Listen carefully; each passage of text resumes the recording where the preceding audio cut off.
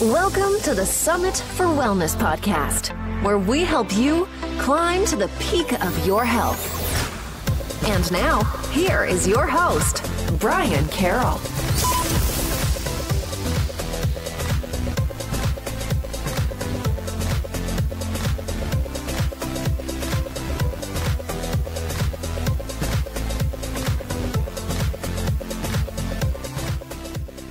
Hello, and welcome to episode 45 of the Summit for Wellness podcast. I'm your host, Brian Carroll, and today's episode is brought to you by our very own Keto Restore program, which focuses on preparing the body, especially the detox and fat digestion processes, to be able to actually handle the load of eating a higher fat diet.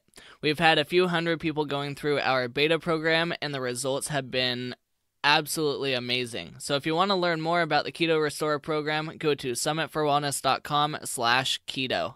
In today's episode, we are going to be talking about something that it is estimated 1 in 2 people will develop sometime in their lifetime, and that is cancer. And currently, the support behind cancer treatments is really not there. A lot of times, the doctors don't give you very much information about how the cancer developed in your body, and what are some other ways that you can help support yourself other than just chemo and radiation. So I brought on Dr. Megan Van Zyl of Cancer Peace University to talk about different ways that she provides support for cancer clients and how to educate them on what's really going on within their body and provide the nutrients and the food that they need in order to get through their treatment. So let's go ahead and listen to my conversation with Dr. Megan Van Zyl. Megan Van Zyl is the owner and CEO of Cancer Peace University. She works with cancer clients, addressing both the emotional and physical roots to disease by supporting their body with lifestyle changes, dietary changes, and supplements. She also has a book on Amazon called What is Cancer? Thanks for coming onto the show, Megan. Thank you, Brian, for having me. I'm looking forward to sharing with you and with your audience. Yeah, I'm excited to talk to you about cancer because we hear about it all the time. Pretty much everyone knows somebody that at some point has had cancer, but the care and the support that a lot of these cancer clients have once they get diagnosed is not very optimal. So before we get into how you support your own clients, let's dive into your background a little bit so we know where you've come from to get to this point. Sure. I'd love to share my background. So I initially went to Vanderbilt University to actually pursue a medical degree. I started with pre-med and I was planning on becoming a doctor, but I ended up switching paths to receive my master's in human development counseling. I wanted to pursue the counseling route and try to help people with mental and emotional health and well-being. And in that pursuit was when I started to work with children with autism. And I started to explore how to support families with children with autism. And that was going to be my main focus. And that is why I started studying nutrition as well, was because my children that I was working with that had autism needed multiple angles of support. They were not faring very well with a lot of traditional modalities. So I started to study a lot with holistic nutrition as well. I'm curious, what made you think of nutrition?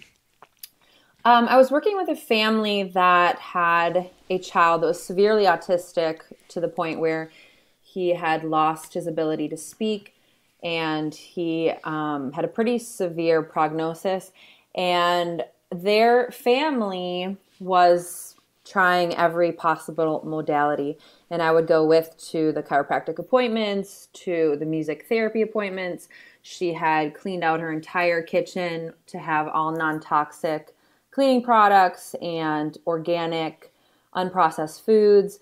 They're trying from multiple angles, and that's when I started to learn about holistic medicine. So it was working with someone that was taking that approach that kind of brought you into that different realm of other possibilities. That's really neat. Yes, and I was really hitting a lot of walls with ABA therapy. ABA therapy can be beneficial for some children with autism, but in the more severe cases, it doesn't seem to, in my experience, have a lot of progress. So at what point did you decide to move away from autism and the autism work to start focusing on people that have cancer? So that was also a personal experience that just brought me into the cancer world. I had a friend diagnosed with breast cancer, and she was only 47 years old. She had three young children, and actually one of her boys was on the spectrum. And she really had a lot of stress along with the diagnosis, a lot of financial stress. And I became a huge source of support for her. I would go with her to her appointments, and it exposed me to both traditional oncology and holistic because she was walking the line of both modalities. And I did not know anything about cancer when that first unfolded, and I just dove into the research and started to learn as much as I could to help my friend. And she actually ended up dying 2 years after being diagnosed, and it was quite a shock for everyone. And after grieving, I really couldn't get away from cancer. I just couldn't get away from what I saw with her experience. She was in a very vulnerable place, and she didn't really have extensive support. She really felt alone at a lot of places and had to make hard decisions without a lot of guidance. So let's talk a little bit about that support. What is some of the traditional support processes that people going through cancer have when they're going to hospitals? Sure. So my clients who are going the traditional route with oncology have a few different angles of support, but many times they don't have a lot of guidance with nutrition, with supplements, which is why they seek out my support. And I've had clients who have gone to even well-known cancer centers that advertise as being integrative, and they're severely disappointed when they find that the only places of integration are they have yoga classes, a juice bar, and some aromatherapy strips that they can smell. So it's basically very minimal. And also, I've seen some of the recommendations that have been sent home with my clients for nutrition, and it is quite appalling, some of the recommendations being made. I've had clients tell me that their oncologist told them to eat ice cream to keep weight on, that they could eat whatever they wanted to. I've had clients basically be given permission to eat fast food and ice cream just so they can keep weight on. Right, and that's one of the big problems that we see is when people go through chemo and radiation, they start to lose a lot of weight, and so the doctors want them to eat anything they can to keep their weight up so they don't basically wither away. So what are some different treatment and nutritional approaches that we can do to support them other than providing fast food and ice cream? Yeah. Yes, there's a lot we can do besides having them eat ice cream and fast food, that's for sure. And it is true that a lot of people with a cancer diagnosis die of something called cachexia, which is wasting away disease. And actually 40% of cancer patients die of malnutrition, and not necessarily from their cancer diagnosis. Wow. And some of it is because the side effects from using chemotherapy and radiation are severe intestinal permeability, immune system suppression, and a lot of people that have gone through many rounds of chemotherapy can no longer digest food properly. And they get to the point where they can eat and they're not absorbing any of the nutrients that they're eating in their body. They end up in a state of cachexia or wasting away disease. And so the literature is pretty clear that supporting the body with whole foods, with unprocessed foods, with a lot of vegetables, green leafy vegetables, and cruciferous vegetables can actually bring a lot of nutritional support along with nutritional supplements where there's severe deficiencies. So if we take a look at some of those foods, what type of food approach would you bring? Is there like a specific dietary approach like paleo or anything like that? Or are you looking more at the specific nutrients that people need and what foods have those nutrients? So it can depend on the specific type of cancer and where someone is at in their diagnosis, and basically how well their body's digesting animal proteins. So some people that have a cancer diagnosis are able to digest animal proteins and they might fare well on a ketogenic diet. It seems that the case studies towards brain cancer seem the most promising towards using a ketogenic approach. However, with a ketogenic approach, the patient would really need to be able to digest fats and animal proteins. And I find that a lot of my clients are at the place where they are unable to digest both animal proteins and fats. And so I have to find different ways for their body to best absorb nutrients. And so I have to use animal proteins that are more easily absorbed, like homemade chicken stock, homemade bone broth, and looking at some of the protocols that cancer researchers have used effectively, including the Budwig protocol. The Budwig protocol helps fats to be more easily assimilated in the body.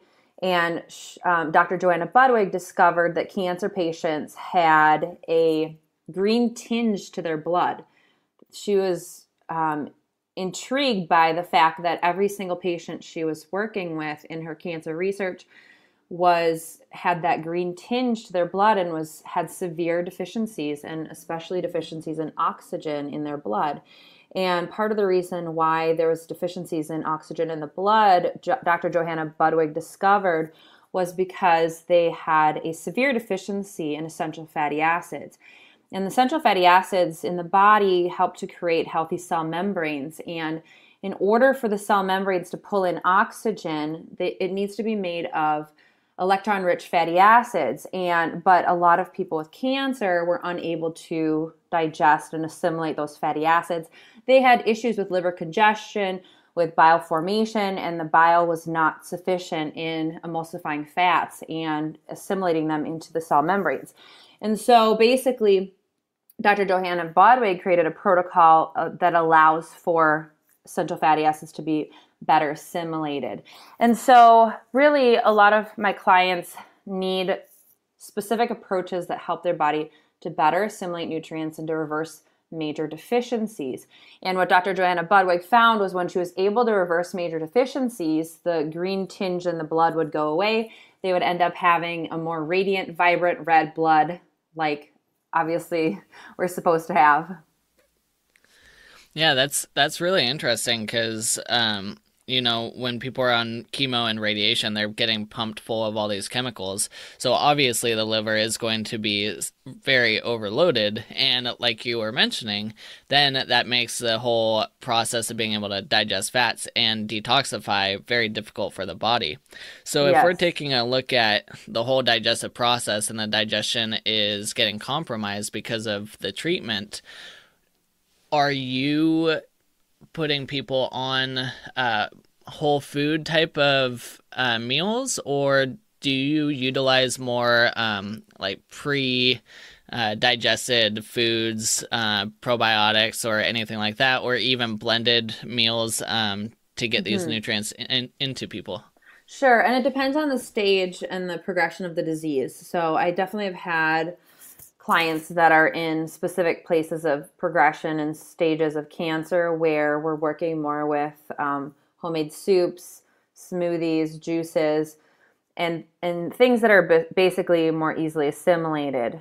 However, some of my clients come to me and their digestion is not so critically compromised, and so we can use more of a whole food diet. We can do a lot of vegetables. I always tell my clients that are on the vegan vegetarian type protocol that they get to eat veggies 4 ways, that we can do smoothies and juices. We can do salads, stir fries, and homemade soups. And it's rare that people get very excited about it, but so in these situations, you have to do what works and what the literature points towards. And so some of my clients are on a variety of different diets, depending, again, if they're able to digest animal protein and then what stage and progression of disease they are in at the current moment. If you are working with vegan or vegetarian clients, do you notice that they still lose a lot of weight, even though you can try and pump as many vegetables into their diet as possible? So there are strategies that I have to use to help with weight in a percentage of my clients, not all of them, but some of them will lose weight on a vegan vegetarian diet, and then we'll need to use some starchy vegetables like squashes. We might need to use more healthy alternative grains like millet, and then make sure we're doing enough healthy fats and eating multiple times a day. And if we make adjustments on the sources of fat and the quantity and then the starchy carbs that are allowable, then most clients fare pretty well. And if they're also, it needs to be that they are continually having small meals throughout the day and having access to nutrients throughout the day along with proper supplemental support.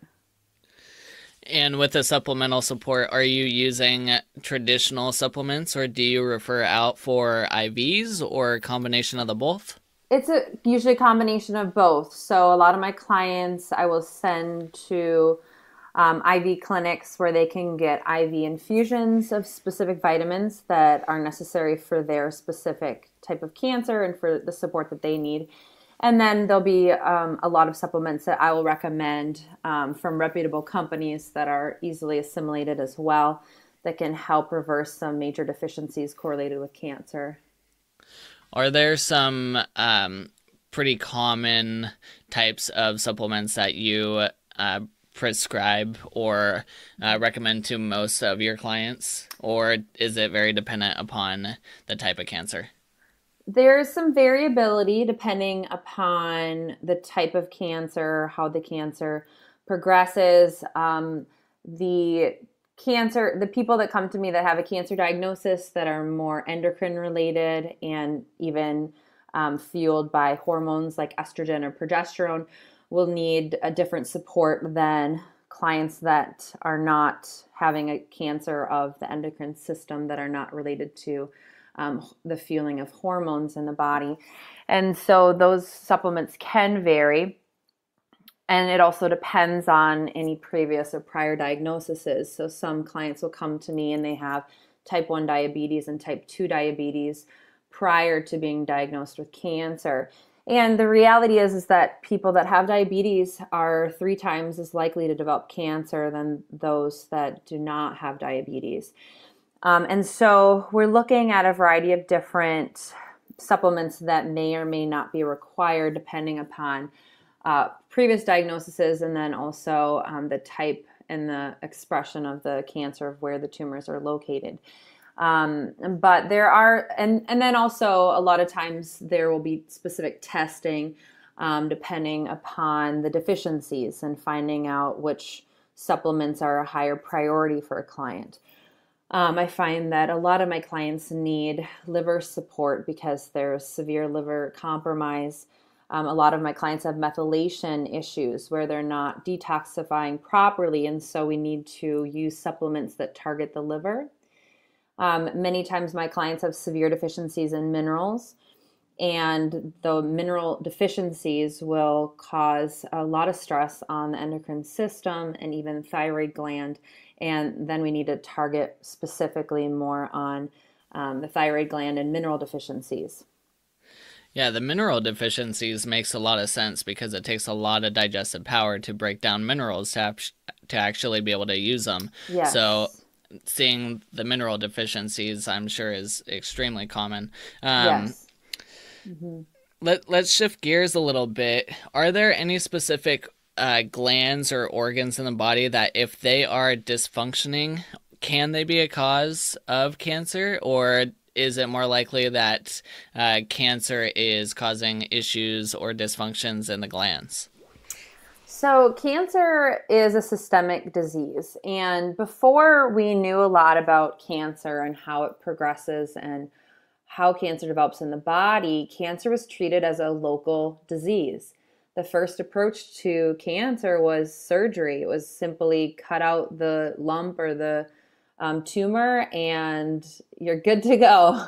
But the reality is this approach has not been very effective in especially stage 2, 3, and 4 metastatic types of cancer, but even in stage 1 cancers, because when you treat cancer as a local disease and just simply remove the tumor, you're always leaving behind CTCs, which are circulating tumor cells that circulate the blood and can find a new place to settle and cause metastasis or secondary cancer diagnosis. And then you always have the cancer stem cells, which are the original cancer cells that started the whole process. And those are not, the CTCs and the cancer stem cells are never dealt with traditional approaches like surgery, radiation, and chemotherapy. And so the body has to have enough immune strength and enough capacity for cancer surveillance to deal with the cancer stem cells and the CTCs after using chemotherapy, surgery, and radiation if someone is going on the traditional oncology route, but sometimes their body has gotten to a point where there's so much of a diminished capacity to respond to even a small amount of cancer cells in the body that the body's not able to deal with the remaining cancer cells after cancer is treated as a local disease. And even in the 1800s, surgeons were noticing that a lot of their clients that they were surgically removing tumors from would come back 4 months later, 6 months later, a year later with a secondary cancer diagnosis because surgery did not deal with cancer as a systemic disease. And going back to your question about glands involved in a cancer diagnosis, I find very often that my clients that come to me have severe thyroid dysfunction that's correlated to a cancer diagnosis. I've had many clients come to me with their thyroid glands removed because they had thyroid cancer. I've also had clients come to me on thyroid medication that has not been effective in supporting their thyroid, and thyroid dysfunction has been correlated to a cancer diagnosis as well. Yeah, that's really interesting that there is some kind of correlation. Now, I don't know the answer to this, and maybe you know better, but we know as practitioners that cancer doesn't develop overnight. It takes a long time for it to develop. When people go in and get a diagnosis, are they do they come out of there thinking that it just developed out of the blue, or are they told that this has been something that's been developing over a long period of time? Well, I'm always surprised by my clients in the fact that many times there's not a lot of information given, so people don't know a lot about their own diagnosis. And part of it is just the reality that oncologists are very busy. They don't have a lot of time to spend with their patients. And so the education that the patients need is simply not happening. The other reality is that all types of diagnoses are sometimes lumped together and treated in a similar manner. For example, a precancerous condition of the breast tissue called DCIS is not a cancer diagnosis. There's no cancer cells involved. It's simply abnormal cells in the milk ducts of the breast tissue. And many times people receive a diagnosis of DCIS and it's recommended that they have surgery and radiation, and they're treated as though they have breast cancer. And many people that have a DCIS diagnosis actually think that they're dealing with breast cancer when it's a precancerous condition, similar to, not so dissimilar to fibrocystic breast disease, which can be the beginning stages of breast tissue becoming abnormal before it possibly might become cancerous. And so the challenges in this is that A lot of times people that are diagnosed think that they need to act quickly, that they need to get rid of the tumor, that they need to do surgery, chemo, and radiation as fast as possible before metastasis occurs. And the challenge with this as well is that they don't have time to process their diagnosis. They don't have time to understand their diagnosis, and they become passive in and allowing a doctor and oncologist to make all the decisions for them without them having a sense of understanding or even say in their own treatment. Interesting. So then they're kind of rushed into their different treatment options when they're given a diagnosis, and that's why they don't have enough time to really sit back and think through it. Yes, and then they're also grieving. So the first stage of grieving typically is denial. And I've had clients who say they didn't even process the diagnosis until after the treatments were already over, that they were basically in denial almost throughout the whole process of even their treatments. And I had a client tell me that she felt like a robot, and she just did everything the doctor said without any engagement or understanding. And then she was able to come out of the fog after the treatments, but it was hard for her to catch up to that. And the reality is that even with some of the diagnostic tools that are used, for example, a mammogram, mammograms will actually only be able to detect a tumor 6 to 8 years after that tumor has developed. And so that tumor started developing 6 to 8 years prior to the mammogram even discovering the tumor. Oh, wow. I didn't know that. Yeah. And so the majority of cancers have been developing in the body for about probably 7 to 10 years before someone's diagnosed. So this is why it's so important to be working on all these strategies for prevention, Yes. or trying to change your diet and make sure your body's functioning properly and you're not getting too much of a toxic load and all sorts of other stuff going on. You did mention that when they get their diagnosis, there isn't a whole lot of support or a whole lot of information. Now, when you work with your clients, then you have your own way of support, and it's a lot more holistically presentable to these people. So you help to teach them about what's going on and all that. Can you describe what your support strategies are?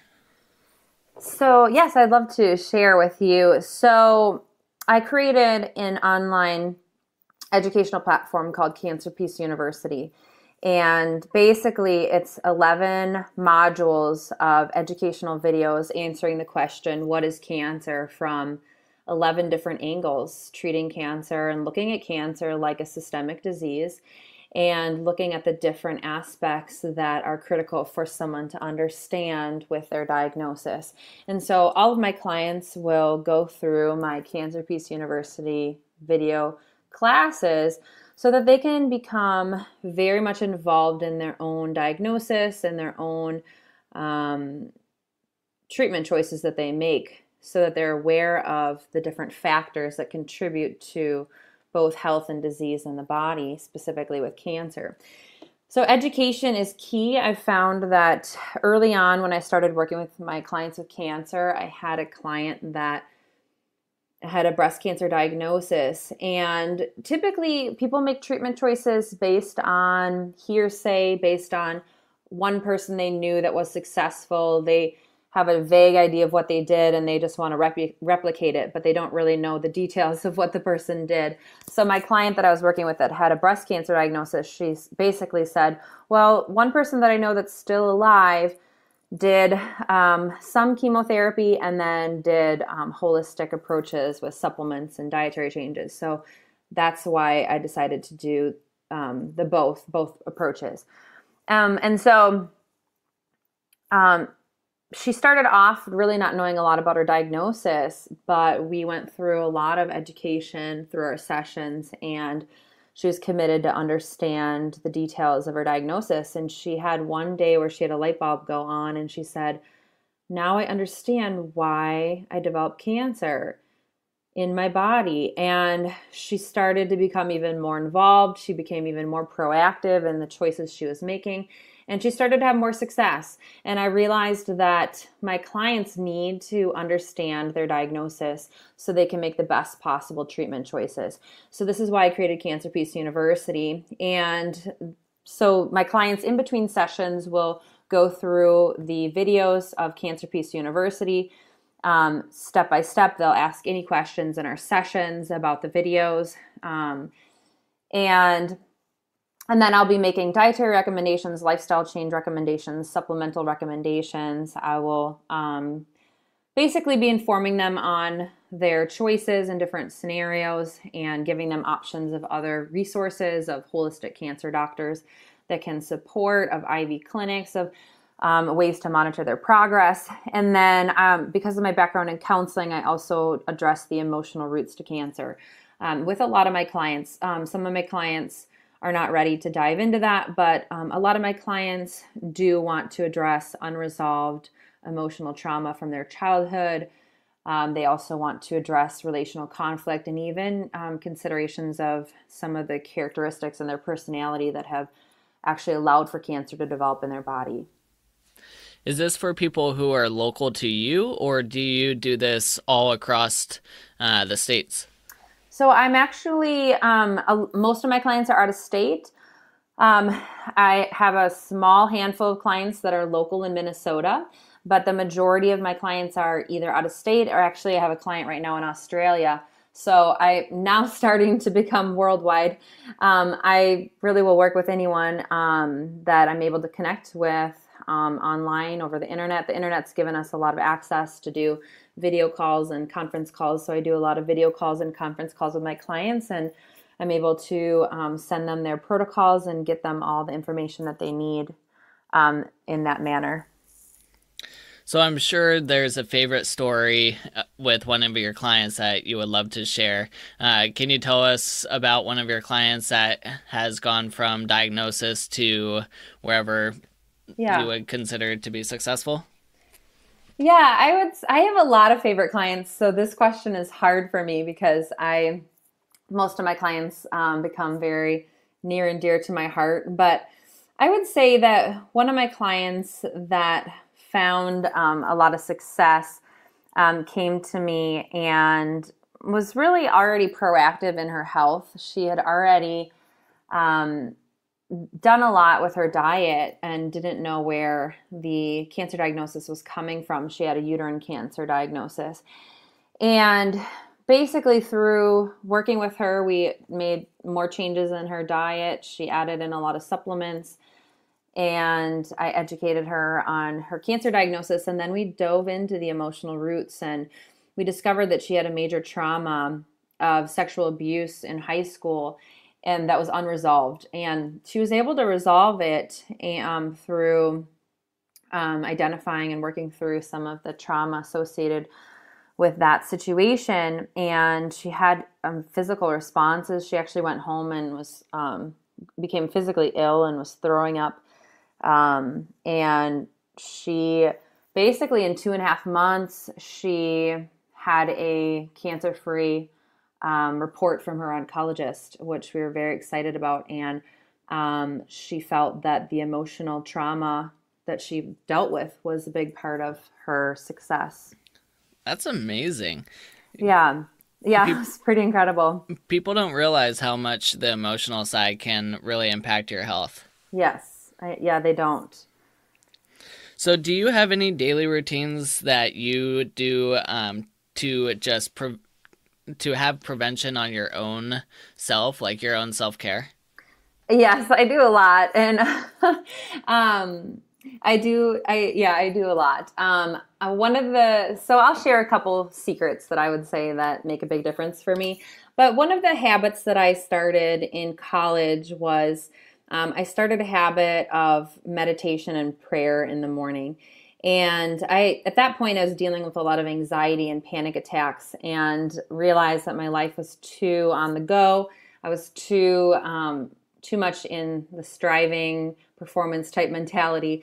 And I needed to learn how to relax and really engage in meditation. And so I started the practice of meditation and prayer, and I've continued that for the last, I guess, 17 years now. And it's made a big difference on really my ability to move through stressful situations, to release anger. And what people don't realize, like you said, people don't realize how much emotions affect your physical health. For example, epigenetics is one of the most active areas of scientific research right now. And epigenetics is the study of what is controlling genetic potential and genetic expression. And basically, there are epigenetic cues or signals that come from the environment, including nutrition, stress, emotional patterns, thought patterns, can actually trigger genes to express in the body or mutate and be silent in the body. And one of the studies on epigenetics has found that anger actually blocks epigenetic cues from being received by the cells. And so someone who deals with a lot of patterns of anger and resentment and don't find ways to release that anger and stay in those patterns can actually block their body's capacity to communicate cell to cell, but also block the body's capacity to turn on health protective genes. It's interesting you bring up anger, because anger in Chinese medicine is related to the liver function. So Yes. to have the liver not functioning and not being able to detoxify, and then have it be able to connect to that emotional component, which could lead to the interactions with gene expression, that's really interesting. Yes, it's interesting, and it's something that a lot of my clients don't know before working with me, and it's something that I work hard on educating my clients, and do have even some of my Cancer Peace University videos exploring epigenetics, looking at emotional roots and trauma, and helping people work through some of that. So I know that alongside all this cancer support that you're providing people, you also do some work with orphanages. Can you talk a little bit about your long-term plans with that? I'd love to. Yeah. So my husband's from Cape Town, South Africa. And before we got married, I had a stint where I lived in Cape Town for about 7 months, and I worked at an orphanage. And this was before I started my business and before I went through the NTA program. And basically, I fell in love with the little orphan babies, and just broke my heart that they were abandoned by their family members, a lot of times because of the HIV/AIDS crisis in Africa and in South Africa as well. Their parents were unable to care for them. And I made a commitment in my heart at that point that I wanted to start a business that would fund orphanage work. And that has been my commitment since 2009. And I believe that it's something that we will be able to achieve in the next 10 years, hopefully. And part of funding the orphanage work, I started Cancer Peace University to train holistic practitioners to be able to work with clients on the preventative side of cancer, and to support those with a diagnosis on the holistic side of cancer support. And basically, the funds from Cancer Peace University will go towards the long-term vision of having an orphanage in Cape Town, South Africa. That's so awesome that you are taking your business and putting it back into these issues in the world that really need more of our thought and our hearts into it. So I love to see businesses that do that. Those are the type of businesses that I like to support because they're giving back. And I think as business owners, one of the best things we can do is give back to the world. Definitely. I agree with that. So people can find you at yourgreenumbrella.com. You also have a couple generous gifts that you are giving to our listeners for holistic practitioners who are interested in the Cancer Peace University. You are offering $100 off of enrollment if they reach out to your email, which is cancerpeaceuniversity@gmail.com by June 1st. So, and mention us in that email, mention this podcast in that email. So I will also have that in our show notes, which will be at summitforwellness.com/45. And for those who are diagnosed with cancer and are looking for support from you, you are also offering $100 off of a 6-session package. And same process there. They have until June 1st, and they can mention our podcast. So Yeah. I appreciate that as well. Our listeners will appreciate that. Is there anything else that you would like to say about cancer and ways to support people through that process? I'd just like to mention just about Cancer Peace University, and we're actually going to be launching Cancer Peace University instructors this summer. And people who go through my program that are holistic practitioners, they can become Cancer Peace University instructors. That means they can use the educational platform, the videos in group support or one-on-one support with cancer prevention and supporting someone with a diagnosis. And I'm basically building a team of people that are passionate about educating their clients about cancer, helping clients to prevent cancer, and helping those diagnosed. And then this team will then work towards funding the orphanage work through the percentage designated to the nonprofit. And so we're very excited that we're in this major transition. My company used to be called The Green Umbrella. We're transitioning to Cancer Peace University, and we're going to be launching out instructors, and I'm believing to educate the average American and even outside of America on what is cancer. It's basically so people can be set free from the fear of cancer and set free from the fear that cancer is a death sentence, because cancer does not have to be a death sentence. And many people have been able to go through a healing process with cancer. And many people have been successful, but it starts with our belief factor. Do we believe that our bodies are able to heal? And do we have the right information about what cancer is so that we can be confident in approaching cancer from multiple angles? Awesome. Thanks, Megan. You're doing great work out there, and we need more people like you, so keep it up. Thanks, Brian. I really appreciate it.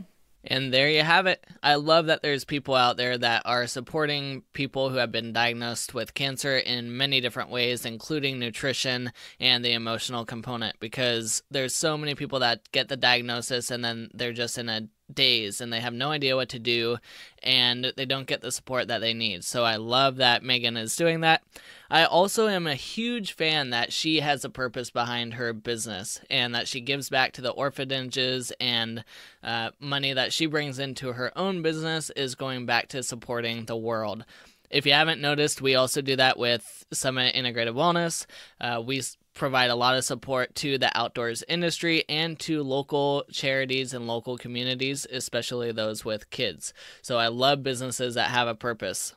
Okay, if you haven't already joined our Facebook group, our Summit for Wellness Tribe, then head on over to summitforwellness.com/tribe to join. We have been starting to pump in a lot of information into that group and supporting the questions that people are asking about their own health journey within that group. So if you want support along your own health journey, come into that tribe and join us, and we will support you along the way. If you haven't left us a rating and review, please go to iTunes just real quick and leave us a rating and review. They do make a difference in how our podcast gets out there to more people. You can go to summitforwellness.com/iTunes to leave that review.